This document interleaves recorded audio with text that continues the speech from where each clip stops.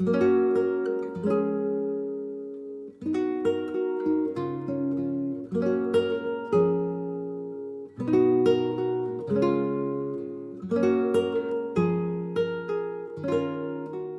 is Glaiza for Classical Adventures for One, where I read classical work dramatically and discuss things about that work that I find interesting and want to share with my listeners.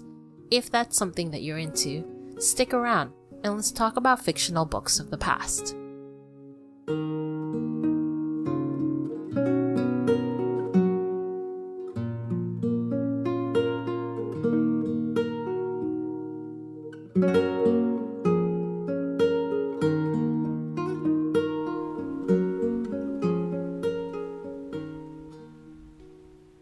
I really enjoyed recording today's dramatic reading of Chapter 5, Advice from a Caterpillar, and I hope you enjoyed listening to it too. The caterpillar is really one of my favorite characters, even from before I actually started reading the book. I always saw him as just this snobbish but sassy entity. If you haven't heard my dramatic reading yet, you can always go to the link below and listen to it there.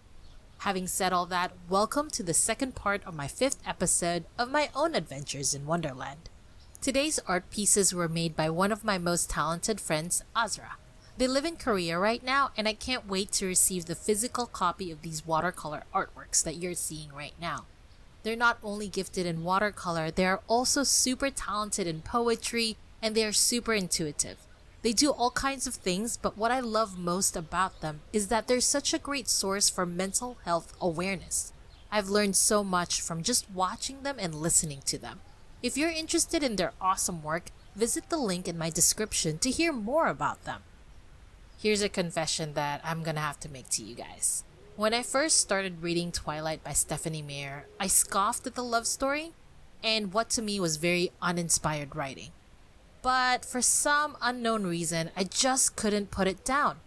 It reminded me of how I felt when I first read Harry Potter as an adult. And I know there are many who are listening to me right now that must be clutching their pearls and saying, "You don't compare Harry Potter and Twilight, never ever." And to that I tell you, I can do whatever I please, but they would at least be right in a sense that they really don't have anything in common, except maybe my opinion that the writing is uninspired. And yet, the world of Twilight and the world of Harry Potter is fantastic. I'm really a big fan of world building, and it's always one of the most exciting things that I look forward to when it comes to reading books, especially fantasy and sci-fi. I realized that though the writing is not as interesting or as witty or as inspired as I like it to be, if the world is wonderful, it does result in me having a difficult time putting down the book. I really enjoy reading about myths and the world as much as I value character growth. Today I want to focus on the world that Alice visited, specifically the Wonderland world, and maybe touch a little bit on the Looking Glass world of the sequel. Both worlds, as described by Lewis Carroll, which is the pen name of Charles Ludwig Dodson, they fall under the style of literary nonsense. Just from the name of the style itself, it can be easy to tell that Charles doesn't really play by strict rules with his worlds. Though he definitely was not the first person to write with that style, I want to argue that Charles was definitely the one to make it a worldwide phenomenon, with Jabberwocky, as it appears in Through the Looking Glass, being the quintessential example of literary nonsense, which today I'm going to try my hardest to read to you right now, and tell me if this isn't the most nonsensical poem you've ever heard in your life. "'Twas brillig and slithy toves, did gyre and gimble in the wabe, all mimsy were the borogoves, and the mome wraths outgrabe. Beware the Jabberwock, my son, the jaws that bite, the claws that catch, beware the Jubjub bird, and shun the frumious Bandersnatch. He took his vorpal sword in hand, long time the mansome foe he sought, so rested he by the Tumtum tree, and stood a while in thought. And, as in uffish thought he stood, the Jabberwock, with eyes of flame, came whiffling through the tulgey wood, and burbled as it came. 1, 2, 1, 2, and through, the vorpal blade went snicker-snack. He left it dead, and with its head he went galumphing back. And hast thou slain the Jabberwock? Come to my arms, my beamish boy, O frabjous day, Callooh, Callay, he chortled in his joy. 'Twas brillig and the slithy tobes did gyre and gimble in the wabe. All mimsy were the borogoves, and the mome raths outgrabe. Super nonsense, and yet it feels like it should make sense, as if there's a certain logic to it, and if you read it hard enough, it'll definitely make sense. That's how it is in Wonderland. Alice tries to make sense of the chaos in the illogical world, and is always at a loss, but there is logic to the world. One only has to look hard enough. The first thing you'll realize about this world is that location is chaotic, in that it changes from one to the next with a blink of an eye. It starts with a fall, a very long fall where it seems to go on forever and ever, and then to a long haul, and then a sea of tears of our own making, and then what seems like a woodsy sort of house. Basically, things change very quickly and without much explanation. It definitely has a dreamy feel to it, and it reminds me of the weirdness of our own dreams, where things change so much. And much like Alice lost in Wonderland, we tend to just accept the changes in our dreams. Even the world of the Looking Glass in the sequel of Alice in Wonderland, it acts much in the same manner, even though I believe that the sequel has more rules to it, and there is a general pattern that it follows, as compared to Wonderland. In fact, Wonderland is so chaotic that when Alice tries to look at that world in a logical manner, it only causes more unfortunate situations for the very talkative and inquisitive girl.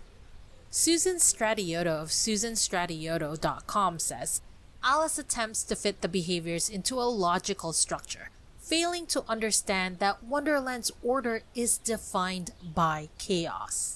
Even Alice's ability to change size is a little chaotic too.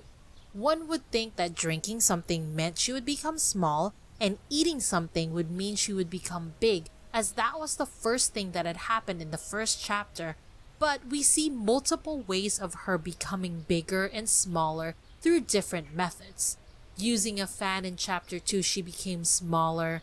Drinking another potion caused her to become big in chapter 4, whilst eating pebble-turned cake made her shrink in the same chapter, completely turning the first chapter on its head. Finally, in chapter 5, she finds a mushroom where munching on opposite sides made her bigger or smaller depending on which side. Personally, I think it's just another aspect of it being obviously dreamland. Maybe it's Alice lucidly dreaming up ways of becoming bigger or smaller, depending on what she needed at the moment, because each way of becoming bigger or smaller only appeared when she seemed to desperately want it. Or maybe because since this book is targeted for an audience of children, Alice never really met an obstacle that really stopped her from moving forward, nor was she ever in any real danger. As for the locals of this fictional country underneath the earth, they were mostly talking animals and beings that had no business being able to talk to Alice, and yet talk they did. Another sign that Alice was just dreaming this whole thing up was her not really questioning that fact that the animals were talking to her. She pretty much just takes it in stride.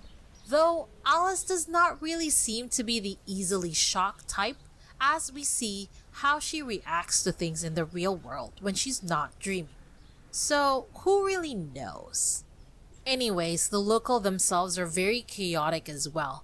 But as you continue to read the book, you realize that there is a pattern still to their chaos.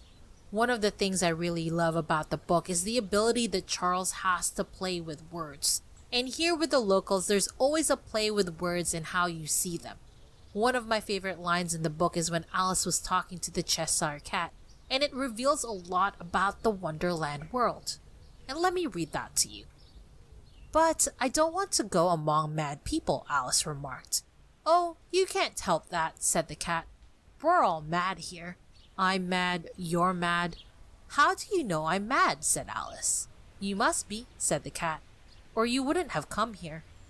That line gives me goosebumps because it's so well written and reveals much of what the locals are like in Wonderland. Their whole world doesn't make sense, and therefore chaos is in their nature.